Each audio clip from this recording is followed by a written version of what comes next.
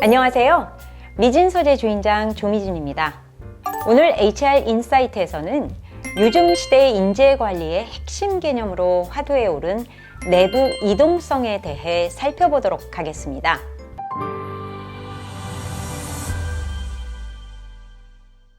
급격한 기술의 변화는 비즈니스의 분야나 영역뿐 아니라 조직의 일하는 방식이나 구성원들의 역량 요건에도 지대한 영향을 미치고 있습니다.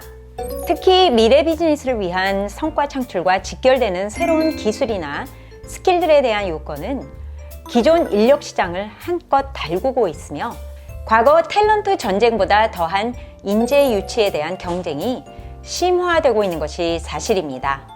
이러한 인재 유치 경쟁과 외부 인력 시장에 대한 가열은 내부의 탑 탤런트 활용이라는 아젠다를 강화시키고 있고, 그런 맥락에서 도출된 인재 활용 개념이 내부 이동성입니다. 우선 내부 이동성이라는 개념이 대두된 배경은 조직에서 필요로 하는 인재들을 외부에서 적시에 유치하기 어려운 시장 상황과 밀접한 관계가 있습니다. 즉, 새롭고 복잡한 스킬 요건을 지닌 인재들을 발굴하고 구하기가 시장에서 매우 어려운 만큼 이미 내부적으로 비즈니스나 업의 본질에 익숙한 탑 탤런트들을 리스킬링이나 업스킬링을 통해 필요한 요건을 충족시키도록 훈련한 다음에 활용하는 것을 의미합니다. 따라서 기존의 경력 성장을 위해 실행해왔던 직무순환과는 매우 다른 차원에서 살펴볼 필요가 있습니다.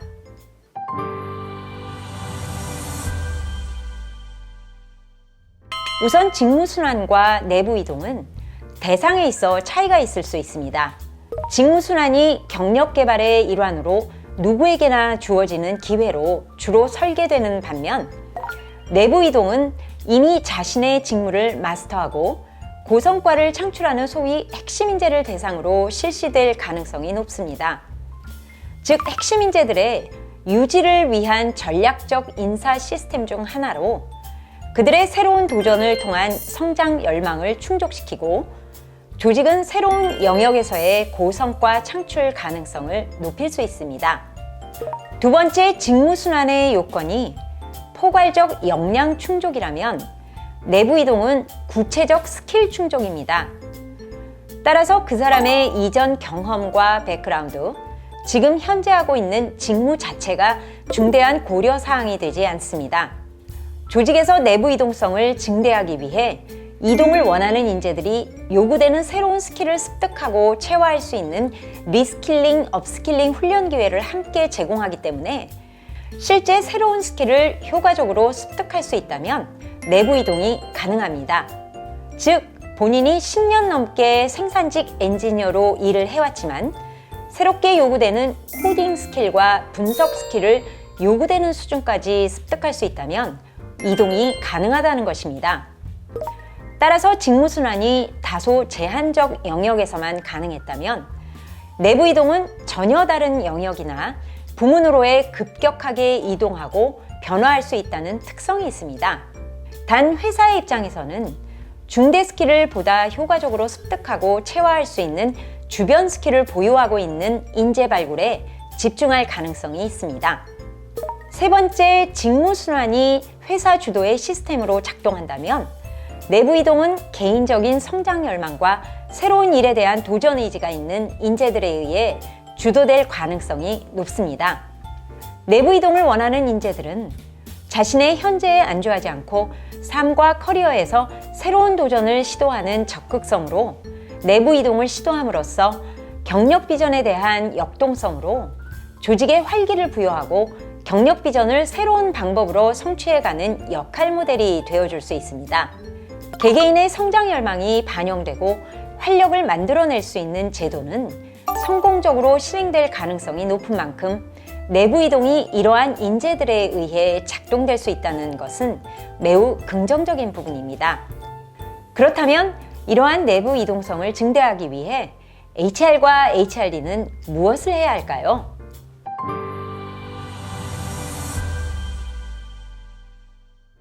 첫째, 내부 이동이 필요한 영역이나 부문에서 요구되는 중대 스킬이 무엇인지 규명하고 그것을 직무화하는 작업들을 가장 먼저 해야 합니다. 사실 직무 자체는 변화할 가능성이 매우 높으므로 직무로 구조화하는 작업도 이전의 직무 중심 역량 규명 등 장황한 모델링보다 전체 조직 성과와 직결되는 구체적 스킬 중심으로 하는 것이 바람직합니다. 경우에 따라서는 코딩 스킬을 구현하는 자체가 직무가 되는 것처럼 특정 스킬 구현 그 자체가 직무가 될 수도 있을 것입니다. 둘째, 내부 이동이 가능한 인재들이 필요한 특정 스킬을 리스킬링하고 업스킬링 할 수 있는 훈련 기회를 제공해야 합니다.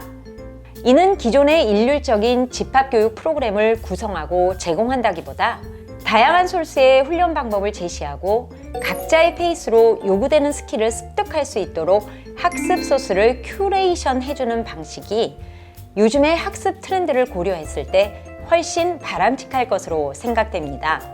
셋째, 내부 이동 대상자와 구체적인 실행 방법 등을 담은 내부 이동 프로세스를 설계하고 실행해야 합니다. 특히 내부 이동의 배경이 외부 인력 시장의 경쟁 상황이므로 대상자의 요건과 실행 프로세스가 그러한 상황을 반영할 수 있도록 설계하는 것이 중요합니다. 내부 이동의 기본 의도는 핵심 인재들의 유지나 성장을 조력하는 것이라 해도 모든 직원을 위한 인사 시스템으로 확장할 수도 있다는 것을 염두에 두고 실험적으로 프로세스를 실행하면서 확장 기회를 살펴보는 것도 좋겠습니다. 내부 이동성이 활발히 실행되는 조직은 외부 채용이 어려운 영역에서 역량과 성과가 검증된 내부 핵심 인재들을 활용함으로써 성과 창출을 위한 리스크를 최소화할 수 있습니다. 또한 실제 조직 관점에서는 효과적인 인재 활용, 개인 관점에서는 새로운 도전과 경력의 개척이라는 두 마리 토끼를 한 번에 잡을 수 있는 제도가 될 수 있는 만큼 내부 이동성 증대에 대한 관심을 가지고 살펴볼 수 있는 기회를 반드시 만드시기 바랍니다.